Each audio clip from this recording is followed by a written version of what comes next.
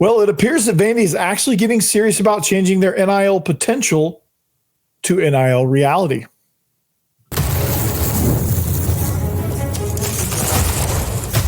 You are Locked On Vandy, your daily podcast on the Vanderbilt Commodores, part of the Locked On Podcast Network, your team every day. What's up? It is the Locked On Vandy podcast on the Locked On Podcast Network. I'm your host, Corey Burton. Thanks for making Locked On Vandy your first listen each and every day. We're free and available wherever you get your podcasts and on YouTube as a part of the Locked On Podcast Network, your team every day. Well, the NFL playoffs are almost here. It's not too late to get in on the regular season action with FanDuel because right now new customers can finish the season strong with $250 in bonus bets if your first $5 bet wins. So visit FanDuel.com to get started. Today we discuss Vandy opening conference play at LSU as 1.5-point underdogs. The point guards. Another portal DB is visiting Vandy. However, it does appear that Vandy's actually getting serious about changing their NIL potential to a reality. Couple of things before I get really started on that. First, apologize for the voice. It is that time of year. For whatever reason, my voice is kind of shot. So just bear with me. Also, the saga of my mother in the hospital continues. We had a little bit of a relapse as far as her breathing and her lungs go. She's okay. She's recovering. She's probably going to be discharged on Sunday. But I just thought I'd let you guys in on a little bit of update. That's why this episode's coming out now instead of yesterday, or as I'm recording this early on Friday morning, like I usually do. That's why this is going to be like more of a weekend edition. So just wanted to throw those two things out there, and I appreciate you guys support and all that on the last live show I did from the bowl game. So I appreciate all your support, all your thoughts and prayers. It means a lot, and your continued participation as well. So thank you. So 247. It appears that 247 has went into an overhaul, as is the rival site as well. So there's some stuff going on there. Nothing shady or anything, just some people moving around. So a little bit different levels of coverage. However, my man Joey Dwyer, who I need to get him back on the show, talk about basketball. He's going to be my basketball guy. But he wrote a really good article on 247 about Anchor Impact Executive Director Paul Grindstaff, just talking about NIL, because that's probably one of, and I've done a couple episodes on NIL potential, and I've mentioned it every time I talk transfer portal and every time I talk like the ascension of Vanderbilt sports and what needs to happen. I always talk about NIL, and I always talk about the NIL potential of the university being in the SEC, and Vanderbilt being located in one of the fastest growing cities in not just the Southeast, but the entire country. So this article is very, very much due. And I think when I read what Joey wrote and the quotes that Paul Grindstaff said, as Vandy's NIL collective executive director for the Anchor Impact, it's I think it's very encouraging is kind of what I read, because I think the vision is there. The vision, and I think the vision was really born out of the Alabama win, because I think it was all just kind of, it's always been with Vandy kind of a wait and see approach, a more reactionary type of attitude. And it's like, okay, well, I guess we need to start looking into it. And it's usually very methodical and slow and things like that.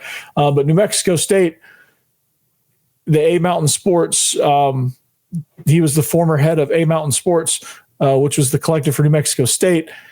I don't know what it is about Vandy, New Mexico State. Like, they really are taking on this Vandy State Aggie Doors persona. It's quite hilarious at this point. But he announced his role just after Vandy upset Alabama. And honestly, I think that's kind of the turning point when you look back on Vandy's NIL, the more it grows, that's going to be the turning point, because that not only was that a huge colossal upset in terms of Vanderbilt sports history, and they haven't beat Alabama in 40 years. And you just get a lot of momentum just off a win like that, regardless of NIL. You just get a boost off of that, right? But for like a week and a half, maybe 2 weeks, and they're still talking about it. You know, every time Alabama was brought up in the playoff conversation, they talked about how they lost to Vandy. And people keep firing back with, well, yeah, they lost to Vandy, but this isn't Vandy. This is the brand new Vandy, right? So all of that publicity, all of that marketing came for free. And people started becoming interested in Vanderbilt football. It became a topic of discussion. I've seen more Vandy stuff around Nashville. I think businesses realize, especially businesses that are located within the confines of Nashville, I think people will understand just how big this thing can become, because NIL is a great equalizer for a lot of programs, especially programs that are especially like programs that haven't been traditionally good, but are in great markets. Like, let's say UNC. They're in Chapel Hill. They're near Raleigh. They can grab the Charlotte market. They've been good. They've been great in basketball, which I think will be their primary source of NIL. But, from a football perspective, they've been okay, but like they will benefit off of being a really good NIL location that's close to a major city. Teams like Georgia Tech, I think you'll start to see kind of an uptick there. I think if they figure out how to market it, they will be a good team because they're right in the heart of downtown Atlanta. And then, of course, Georgia State will have some residual effect. Kennesaw State will have some residual effect within that Atlanta market. But teams like that, like Rutgers, can take advantage of New York if they even care about NIL over there at Rutgers. But they have a city in their backyard that is loaded. So this thing can kind of blow up and all that stuff. But the timing of him coming here, I think that created a lot of momentum, and Grindstaff is getting the ball rolling. I mean, they've the social media presence of Vanderbilt sports has increased drastically. They've got they've got 400 to 500 donors when he came. Now they're up to about 3,000 or 4,000, and that's still growing. They've got some outside companies that are doing some marketing stuff for them, and they're really getting these athletes out there from all sports. But Diego Pavia obviously spearheading that. He's kind of the centerpiece that everybody's oohing and on about. But the rest of the sports, the rest of the teams, baseball is going to have a big part in this because that's probably Vandy's most successful sport on campus collectively. But they want to, and here's the quote that kind of really jumped out at me as to what their goals were. And this was just a random picture I took. I saw this. I was like, that's a pretty cool picture. But they want to retain, recruit, and attract student athletes, be able to pay market rate, retain people, and expand our donor base. And in that process of doing that, look really good doing it. So, money's a great equalizer. Money, the saying, money talks, BS walks, right? Well, Vandy's serious about this. They have a potential to really bring some star athletes in and really just kind of build their brand. I mean, basketball did it. They did it. When I say a complete portal overhaul, I think they overhauled the entire roster. They're sitting at 12-1 as they go to conference play. They're ranked 34th in net rankings, which is the highest in program history. So this thing works. It's paying dividends. You get a coach that can coach a team and that knows how to build a roster and knows how to build a program in this situation, right? Because last year they didn't their participation was very minimal. And guess what happened? Football went 2-10, was abysmal in doing so. Basketball went 9-23, and those 9 wins were, I don't know how they got them. And then baseball had, I think they had probably one of their worst seasons. They still made postseason play, but they were such an up and down team, and they just kind of got blown out in the regional, so they kind of just fell apart. So it was not a banner year for athletics, but I think they're starting to kind of come around, right? And they're looking at building these rosters. They want to put these things together to where You got guys coming in on multi-year deals. They want to build some things in place to where it's, college sports is going to become more of a professional sports atmosphere anyway. I will take this quote down here, but they want to, and you should go read this article on 24/7 if you haven't already, but it's a long article. They're going to start to go to revenue sharing as well, and I think that's expected to take place on July 1st. So Candace Story Lee and these programs will have a chance to kind of divvy up the budgets, and the SEC sports they get a ton of money, so they're going to divvy up some collective revenue. Whatever revenue they bring, they're going to divvy it up, and it's going to be good for the other athletes to kind of get in on it. They're going to set some budgets, and I'll talk about that. But I think it's going to be capped around $21 million or so, $21 million. But it'll be, doing things like revenue generating things like improving fan experience in the stadium. When the stadium gets complete, that'll be good. Selling merchandise, advertisements, local business deals, commercials, SEC TV money, bowl money, revenue from the basketball team making March Madness, and all of that will be we'll go into all of this, and all these teams that make their postseason events, marketing deals and things like that, like figuring out how to get the volleyball team, a marketing deal with Mizuno. I think Mizuno is a big volleyball brand, or Molten, I think, is a big volleyball brand, but like getting them in front of the city of Nashville, if Vandy does a good job marketing, this should become Nashville's team, and that's the goal. And I think if that happens, you will see that Vanderbilt is running hot in the city of Nashville.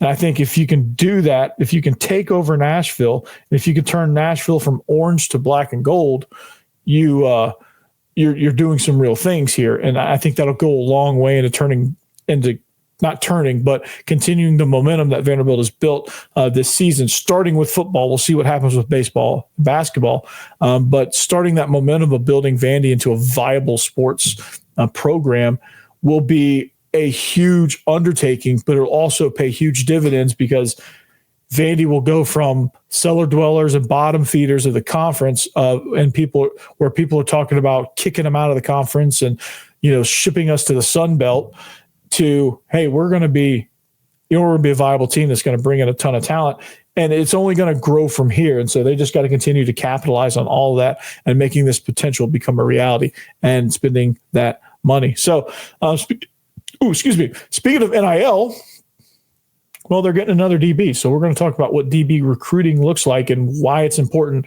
to keep getting defensive backs. We'll talk about that next. All right, the playoffs are almost here, but it's not too late to get in on the regular season action with FanDuel, America's #1 sportsbook. Because right now, new customers can finish the season strong, unlike my voice right now, with $250 in bonus bets if your first $5 bet wins. FanDuel has so many ways for you to pick up a W. I love betting on which players will score a touchdown. I love the anytime touchdowns. I love the prop bets you get with player stats, especially with NFL. It's thrilling. I like the over-unders. I stay away from spreads for the most part because those are so dadgum difficult. But but you can bet on you can bet on all that stuff. You can bet on what team will score first, who will score the first touchdown. They really break it down as far as the prop bets go. So all you have to do is this: visit FanDuel.com to join today.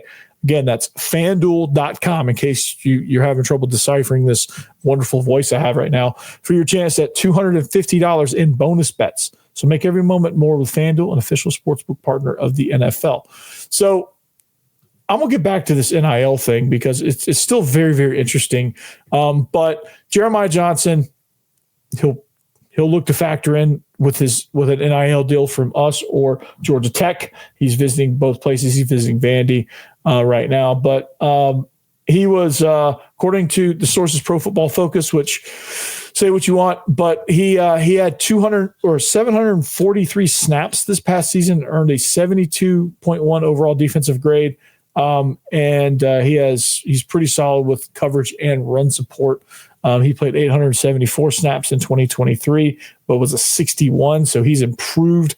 At 5'1", 192 pounds, he totals 164 tackles, 7 pass deflections, and 2 picks across 3 seasons for the Panthers. Okay. So he played at Georgia State. So he's familiar with what Vandy and Georgia Tech can do. Played both of them this past season.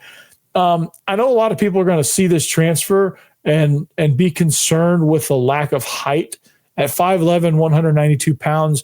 I think the world or the evolution of defensive backs is getting taller because the evolution of wide receivers is getting taller within not only the SEC, but college football and beyond to the NFL.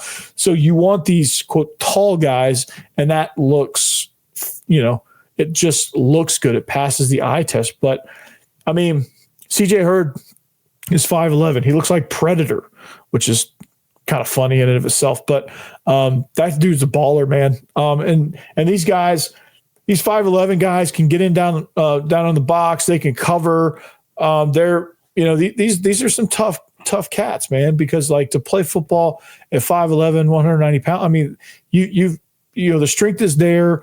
Again, if you're covering a 6'5" receiver, most of the time they're going to out jump you anyway. So you got to, these guys are usually pretty technically savvy. Now, I haven't seen a ton of film on Jeremiah Johnson. I'll be honest.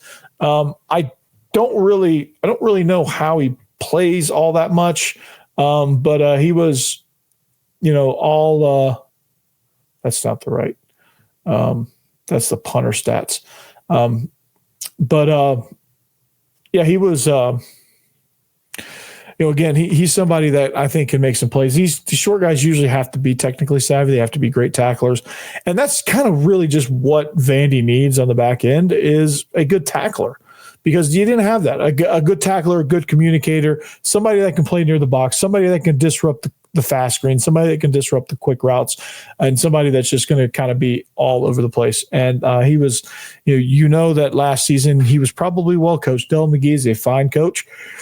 They only won 3 games though, which is weird because they look so good against Vandy. That might have just been because it was their Super Bowl, but they look pretty good against us defensively. I mean, I think he was kind of a factor in that game, but if he commits, I'll obviously go back and give you more of a specific breakdown. But since he's just visiting, I think it's interesting that, they're getting, the defensive backs they're recruiting, they're actually getting shorter with the guys that they're bringing in because I think they want more agile, more technically sound, more, tougher guys that can play near the line of scrimmage. I mean, Dante Carter's, I think 6'1", 6'2", something like that.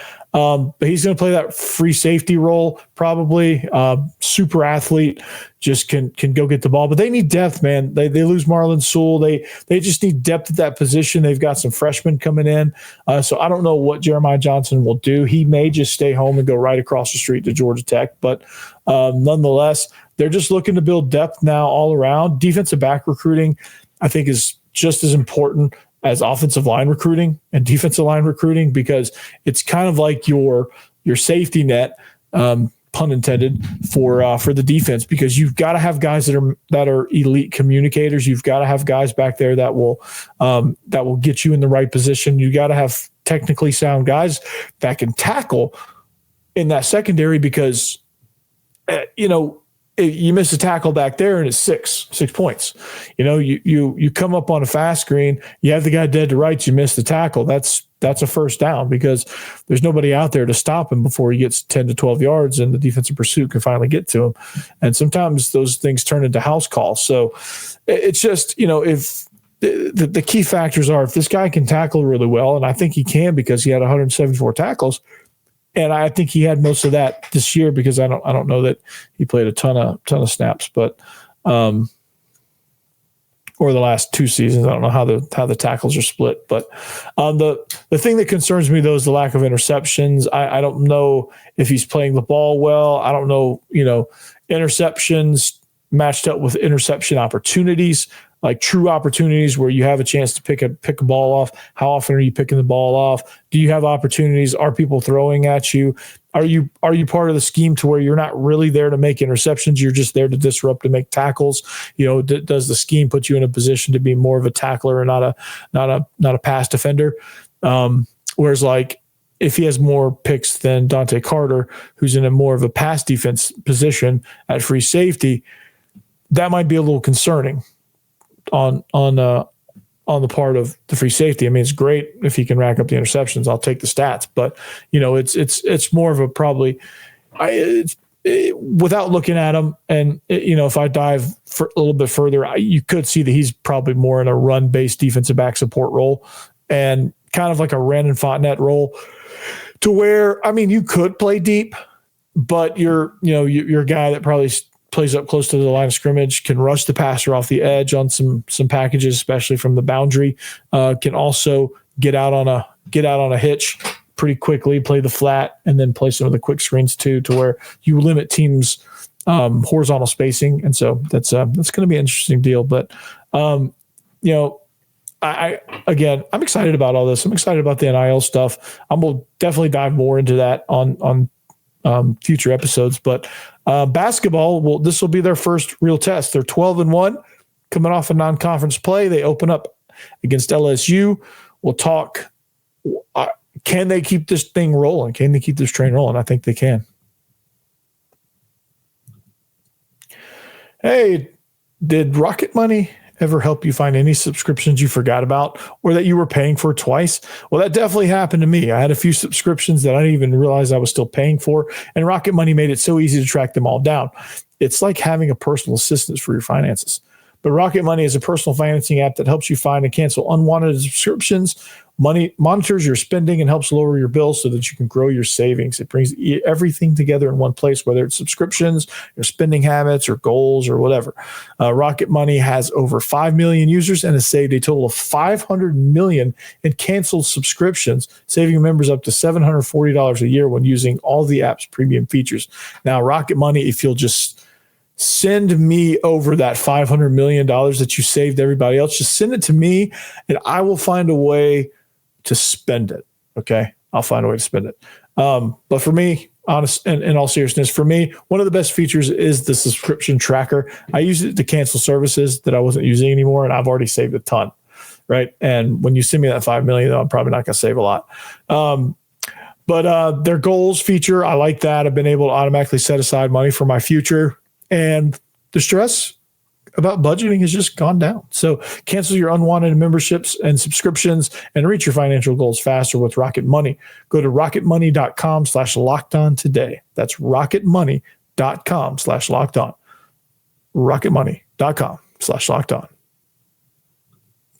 rocketmoney.com/lockedon. Rocket Money. All right, welcome back. Thanks for making Locked On Vandy your first listen each and every day. Hope you guys are having a great start of year 2025. If you need a second listen, go listen to Chris Gordy. His coverage of the Sugar Bowl and the upcoming matchup that Texas has with Ohio State is going to be very, very interesting. We also do squad shows every Thursday. I like to participate in those as much as I can. So those are a lot of fun where we all get together and just chat about everything, about Missouri's tradition of painting rocks to Diego Pavia's star power to, some of these key matchups, whatever's going on. It's probably mostly about rock painting, but there's that. So also Locked On Ole Miss is a really good show if you're looking for like a non-conference team. And then of course you can look at this schedule right here and you can go subscribe to all of these shows. Charleston Southern doesn't have a show. Georgia State doesn't have a show. Utah State doesn't have a show, but the conference people do, right? Virginia Tech doesn't, oddly enough. So, basketball. Let's talk hoops. We haven't talked a lot about hoops, but this is going to be fun, right? Vanderbilt basketball opens up on the road. They open up conference play at LSU. This will be a fun matchup here because, it's it's their first real test. They're 1.5 point underdogs. The over-under set for 157.5. So Vegas thinks I think that's a big number for scoring. I'm not really in tune to basketball betting as much, especially with the over-unders. I don't know what high scoring and low scoring is. I guess if I sit down and think about it and do the math, which I hate math. Here we go.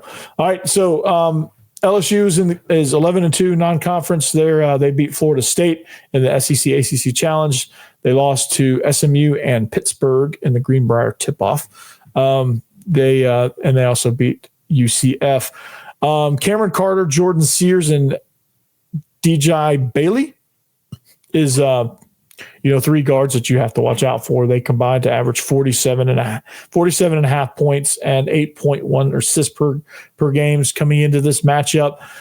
These three, they as good as they are, Victorious Miller is somebody that also is a big factor. So you have to watch out. Their guard play is phenomenal at LSU. So if you can kind of contain them and make life difficult on them, not only scoring, but trying to move the ball around, which I think Vandy does a really good job of, is playing that transition perimeter defense where they can create steals and create fast break opportunities for themselves. This will be a chance to do it, because if you can neutralize their guards, you're going to have a really good chance at doing this. But Mark Byington is 12-1, and this is a really, really good test. This is a really even matchup, and I think this is going to be two teams that you look at in, March going, okay, I'm surprised because last year these two teams were pretty bad, especially Vandy, but I'm not surprised because these two teams really,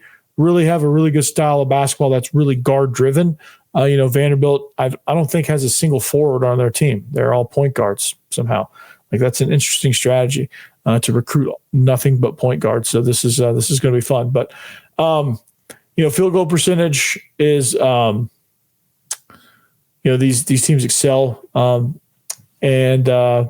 but that's not 3-point field goal percentage. That's just the regular field goals, and that's mostly because these two teams do a good job of either passing the ball and getting opportunities and looks near the rim, or they're good at hitting mid-range shots or driving or creating opportunities. But shooting from the perimeter is going to be a problem, and I think teams are going to start to realize that. So they're going to, whichever team can shoot from the perimeter in this matchup, I think will come away as successful. So this is a matchup that I think features two teams that are built a lot in the same.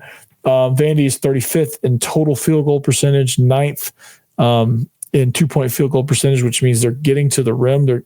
And that's something they didn't do at all last year. But shooting the threes, they are 203rd in the country. They can't shoot threes, but that's okay. I don't want a team that thinks they can shoot threes.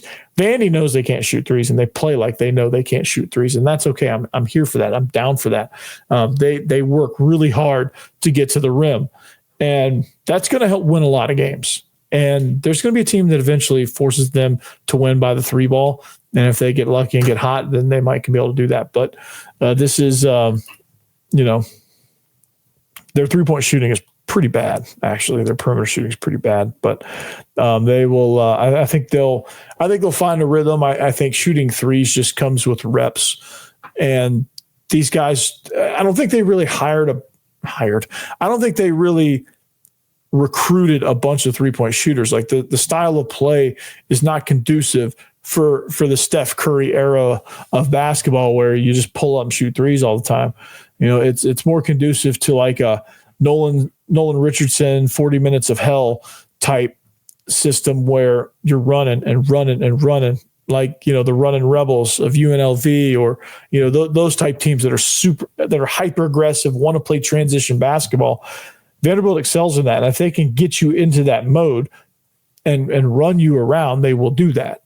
But they're not going to hit you. They're not going to hit you with 3-pointers. So, but this is going to be, this is going to be a short game, and I say that very much in the pun sense, where there's not a lot of height. There's not some big like 6'11", 7-foot behemoth or some Zach Edey 7-4 monster down in the paint. These two teams are wide open, and they're not very big. I think Dexter McLaughlin is 6'9", which, I mean, that's pretty daggum big. But in basketball terms, in a basketball setting, basketball context, I guess, it ain't big at all. So they know that, and they just run. They're probably never going to win a half-court game that relies on three-point shooting and rebounds, but you get them in transition, you get them running, you get them slicing and dicing, they can get to the rim. But they're not going to get there traditionally by slowing it down and playing a half-court offense. They're going to be aggressive. They're going to be moving all around, and they're going to be looking for passes, backdoor cuts, things like that. They run a lot of games with that. And this is going to be really, really good. The LSU, on the other hand, they can't rebound offensively. It's a problem, right? They hold their opponents to 38% shooting. They rank 12th in the nation. So defensively, they're really, really good. They can close out on you and force you into some bad shots.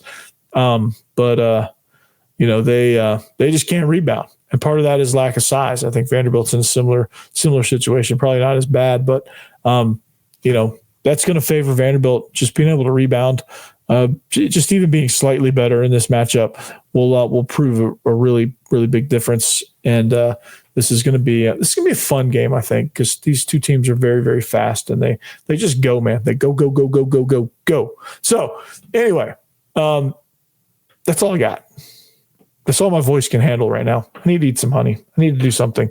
But thanks for listening. Thanks for participating. Thanks for making us your first listen. My main goal for 2025, let's get to 1,000. I want to get to 1,000. Okay. Let's get me there. Get me to 1,000. Everyone rocking with the Door Report. Everybody rocking with Vandy 247. Get me to 1,000. All right. That's my old Rivals guys over there. So anyway, behave yourselves. Anchor down. Peace out.